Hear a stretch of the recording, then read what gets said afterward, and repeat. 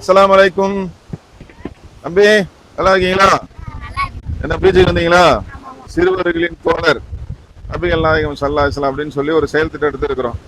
அது சம்பந்தமா உங்கள்கிட்ட நபிகள் நாயகம் ஸல்லல்லாஹு அலைஹி வஸல்லம் அவங்க சம்பந்தமா சில கேள்விகள், மார்க்க ரீதியா சில கேள்விகள் கேட்கலாமா? எல்லாம் கரெக்டா பதில் சொல்லுவீங்களா? சரி, ரொம்ப சிம்பிளான ஒரு கேள்வி கேட்கலாமா? ஒரு நாளைக்கு ஒரு முஸ்லீம் எத்தனை வாட்டி தொழுகணும்? 5 வேளை. 5 வேளை. எப்படி தெரியும் உங்களுக்கு?